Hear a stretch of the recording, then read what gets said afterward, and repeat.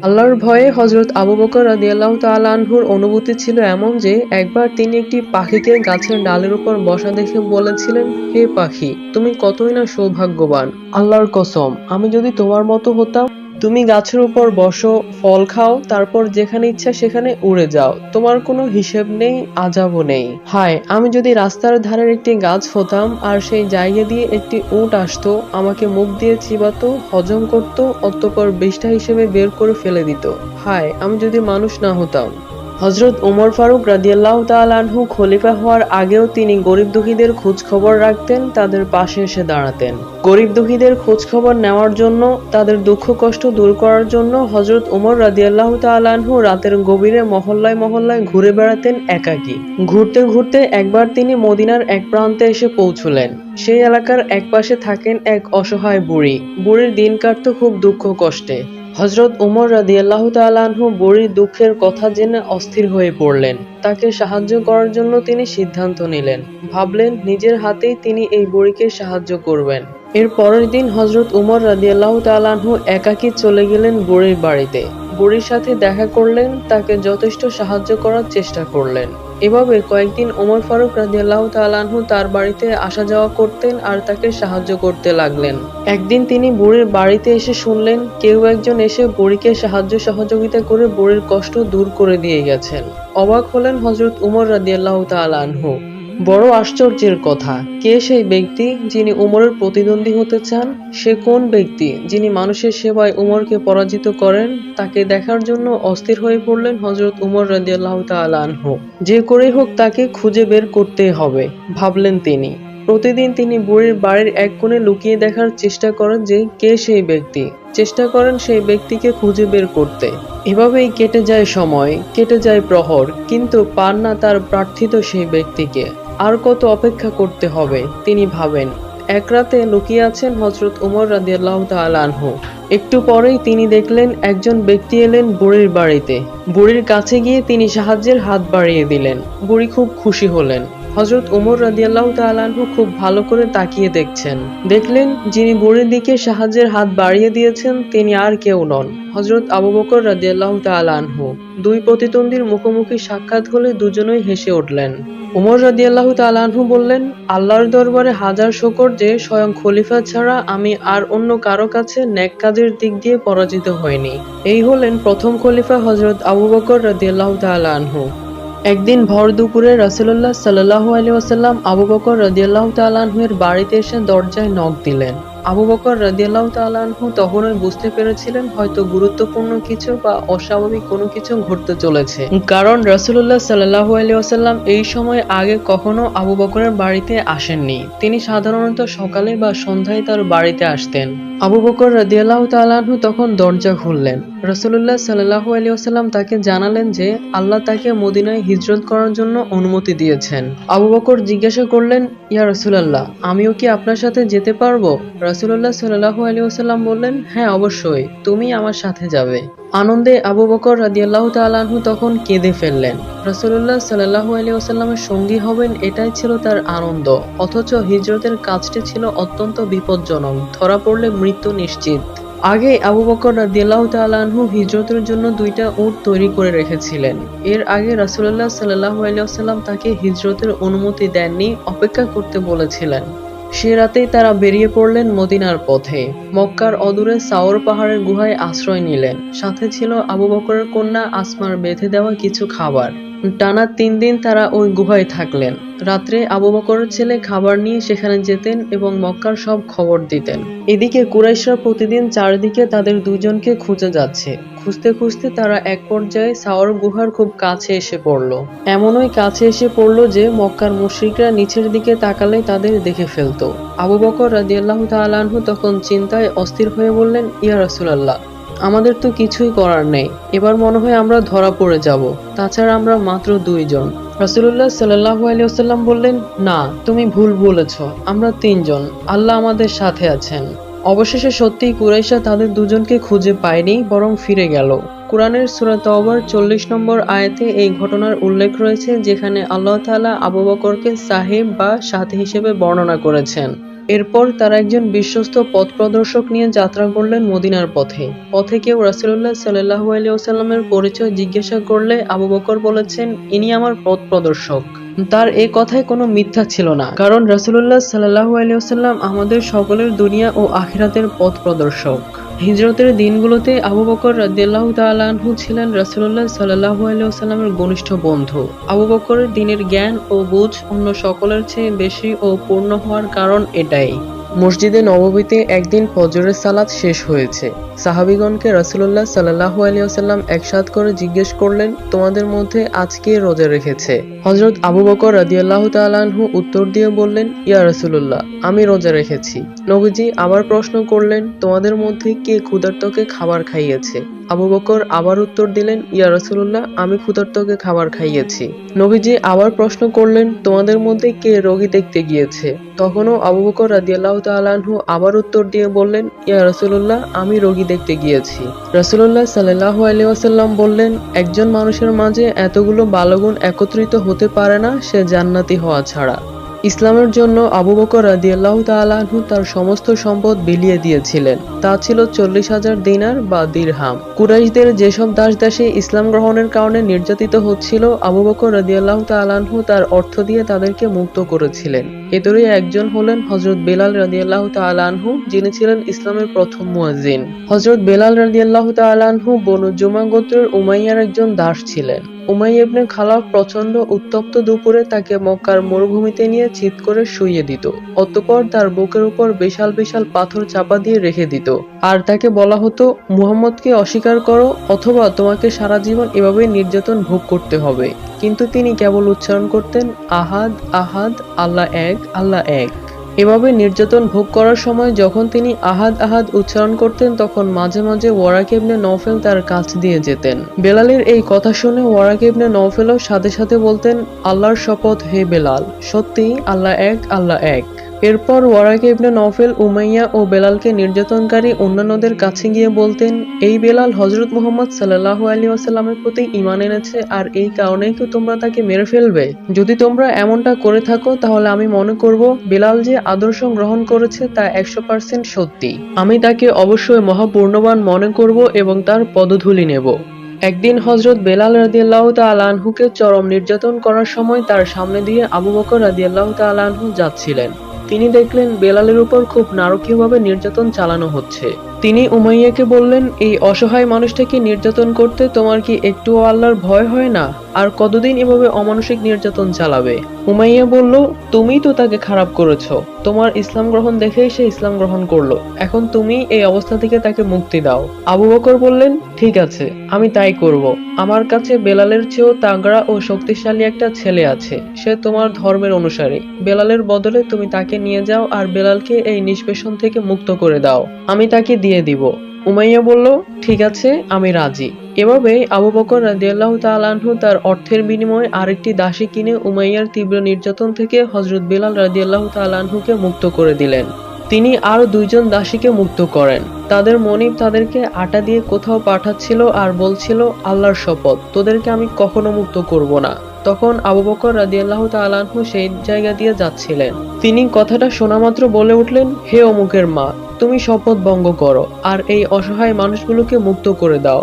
তখন হযরত আবু বকর রাদিয়াল্লাহু তাআলা আনহু তার সম্পদের বিনিময়ে এই দাসীগুলোকে মুক্ত করে আনেন।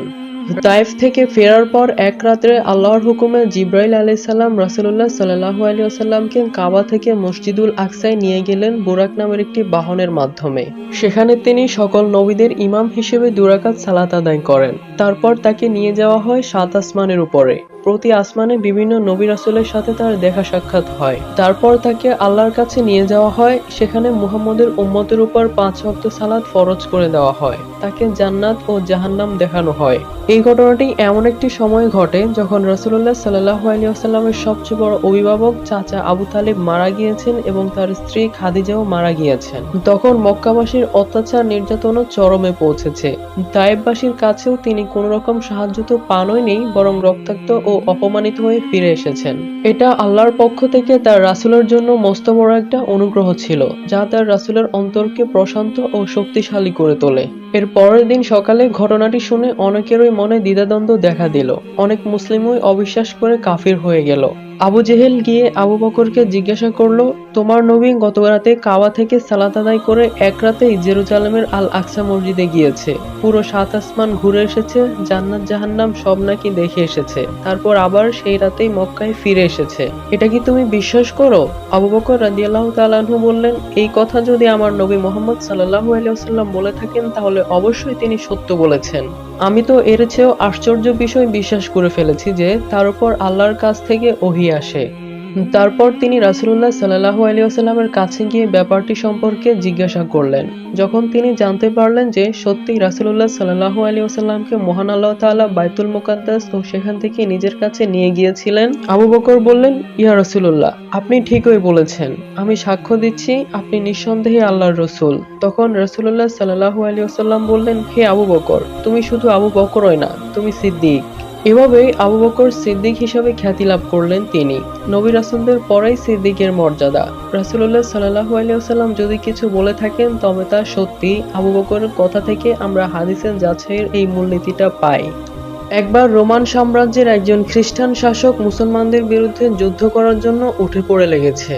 সে ইসলাম ও মুহাম্মদ সাল্লাল্লাহু আলাইহি ওয়াসাল্লামকে প্রতিহত করার জন্য ১,০০,০০০ সৈন্যবাহিনী প্রস্তুত করলো। যুদ্ধের প্রায় সব প্রস্তুতি তারা সেরে ফেললো। ইতোমধ্যে হযরত মুহাম্মদ সাল্লাল্লাহু আলাইহি ওয়াসাল্লামের কানে আসলো যে রোমান সাম্রাজ্যের খ্রিস্টান শাসক মুসলমানদেরকে আক্রমণ করার জন্য ১,০০,০০০ সৈন্যবাহিনী নিয়ে মদিনার দিকে এগিয়ে আসছে। তাৎক্ষণিকভাবেই রাসূলুল্লাহ সাল্লাল্লাহু আলাইহি ওয়াসাল্লাম সাহাবীদেরকে নিয়ে একটি জরুরি সভা ডাকলেন। কিভাবে ১,০০,০০০ সৈন্যবাহিনীকে মুসলমানরা প্রতিহত করবে সেটা নিয়ে ব্যাপক আলোচনা করতে লাগলেন। অবশেষে দীর্ঘ কয়েকদিনের প্রচেষ্টায় রাসূলুল্লাহ সাল্লাল্লাহু আলাইহি ওয়াসাল্লাম ৩০,০০০ সৈন্যবাহিনী জোগাড় করলেন। কিন্তু এই ৩০,০০০ সৈন্যবাহিনী নিয়ে যুদ্ধ করতে হলে প্রচুর অর্থ সম্পদের প্রয়োজন। রাসূলুল্লাহ সাল্লাল্লাহু আলাইহি ওয়াসাল্লাম একটি ফান্ড তৈরি করে সবাইকে সেখানে আল্লাহর রাস্তায় অর্থ সম্পদ দান করতে বললেন। সব সাহাবীরা স্বতঃস্ফূর্তভাবে সেখানে অংশগ্রহণ করলো। যে যা পেরেছে তার সামর্থ্যের আলোকে সাহায্য করতে লাগলেন। ওমর রাদিয়াল্লাহু তাআলা আনহু তার সম্পদের অর্ধেকই আল্লাহর রাস্তায় বিলিয়ে দিলেন। ওসমান রাদিয়াল্লাহু তাআলা আনহু তার সম্পদের বিশাল একটি অংশ দান করে দিলেন। মুসলমান মহিলারা তাদের সমস্ত গয়না ও সম্পত্তি আল্লাহর রাস্তায় দান করে দিলেন। আর এইদিকে হযরত আবু বকর রাদিয়াল্লাহু তাআলা আনহু তার ঘরে থাকা সবগুলো জিনিসপত্র নিয়ে চলে আসলেন। অর্থাৎ তিনি এমন সব জিনিসপত্র নিয়ে এসেছেন যেগুলো ছাড়া একটি পরিবার প্রায় চলতে পারে না। আর আবু বকর রাদিয়াল্লাহু তাআলা আনহুর এটাই ছিল শেষ সম্বল। এটা ছাড়া তার আর কোনো সম্পদ ছিল না, তাই তিনি এগুলোই নিয়ে আসলেন। অবাক হয়ে রাসূলুল্লাহ সাল্লাল্লাহু আলাইহি ওয়াসাল্লাম জিজ্ঞেস করলেন, তুমি তোমার ছেলে মেয়েদের জন্য কি রেখে এসেছো আবু বকর?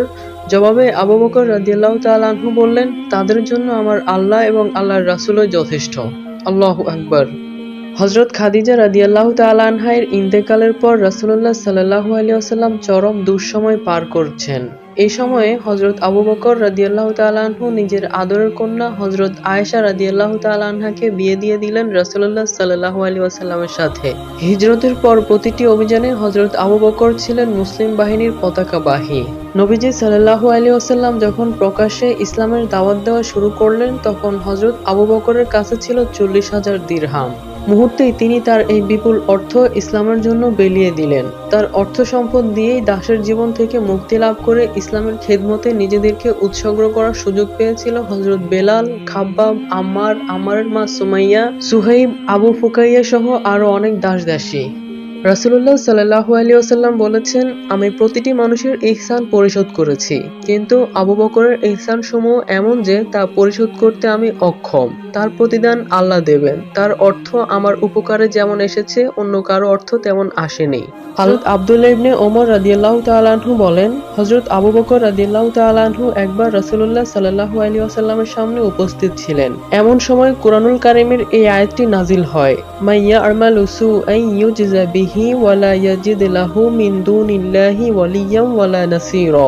অর্থাৎ যে ব্যক্তি কোনো খারাপ কাজ করবে তাকে তার কাজের প্রতিফল দেওয়া হবে, আর সে আল্লাহর মোকাবিলায় কাউকে নিজের বন্ধু ও সাহায্যকারী হিসেবে পাবে না।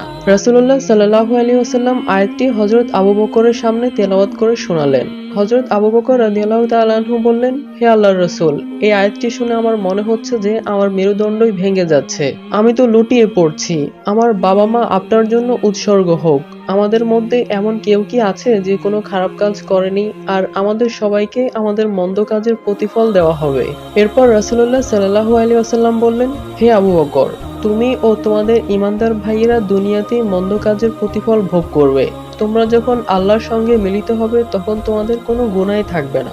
সুবহানাল্লাহ। আবার অন্য লোকদের অবস্থা এমন হবে যে তাদের সব গুনাহ জমিয়ে রাখা হবে এবং কিয়ামতের দিন তাদেরকে তার প্রতিফল দেওয়া হবে। নাউজুবিল্লাহ। যখন মুসলিমগণ ৩৮ জনের একটি ছোট দল আবু বকর চাইলেন প্রকাশ্যে ইসলাম প্রচার করতে।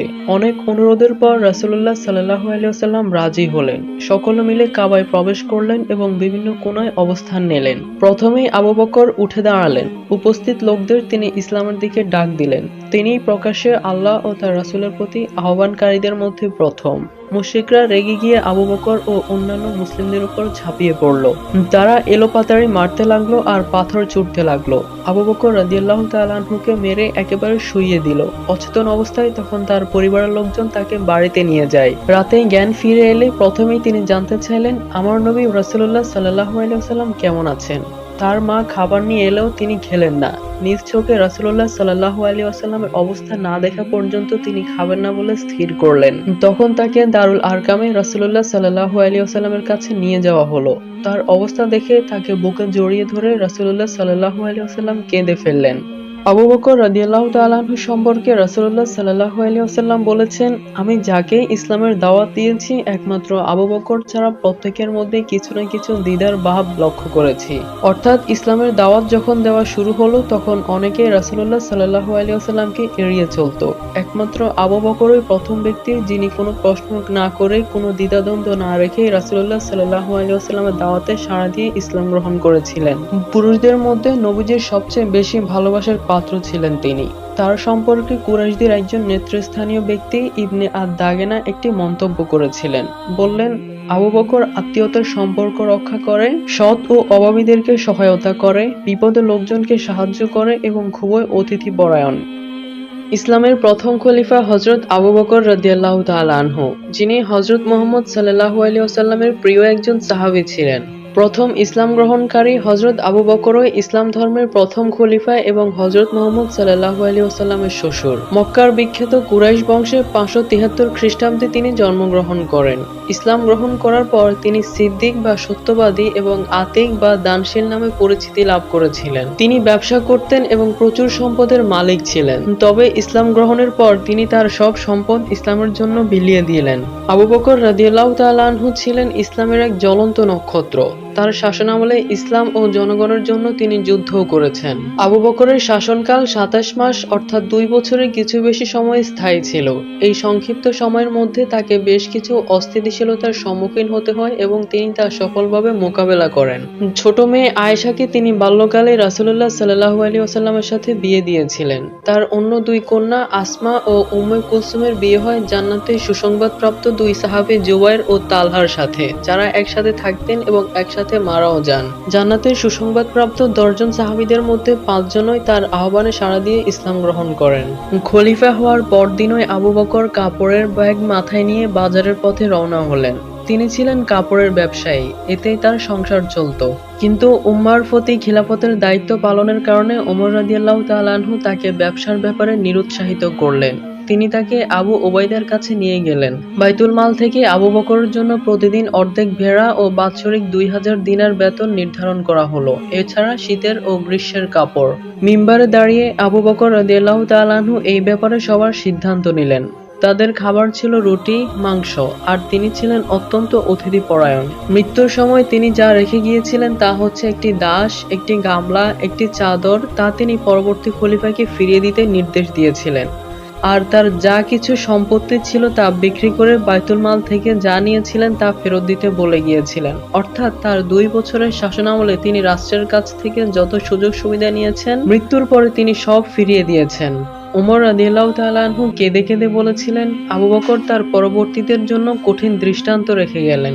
খলিফা হওয়ার পরও তিনি আগে যা করতেন পরেও তাই করেছেন। প্রতিবেশী ছোট ছোট বাচ্চাদেরকে দুধ দোয়ানোর কাজে আগের মতোই সাহায্য করেছিলেন। আবু বকর রাদিয়াল্লাহু তাআলা আনহু যুদ্ধের কিছু নিয়ম নীতি ছিল যা তিনি স্পষ্টভাবে জানিয়ে দিলেন। যেমন যুদ্ধের ময়দানে বিশ্বাসঘাতকতা করা যাবে না, চুরি করা যাবে না, বিশ্বস্ত থাকতে হবে, শিশু, বৃদ্ধ ও নারীদেরকে হত্যা করা যাবে না, ফলবান গাছ কাটা যাবে না, বিধর্মী পুরোহিতদের বিরক্ত করা যাবে না, বিসমিল্লাহ বলে কোনো খাবার খাওয়া, প্রতারণা না করা, লাশ বিকৃত না করা। ৬৩৪ সালের ২৩ অগাস্ট আবু বকর রাদিয়াল্লাহু তাআলা আনহু মারা যান। আয়েশার ঘরে হযরত মুহাম্মদ সাল্লাল্লাহু আলাইহি ওয়াসাল্লামের পাশেই তাকে দাফন করা হয়।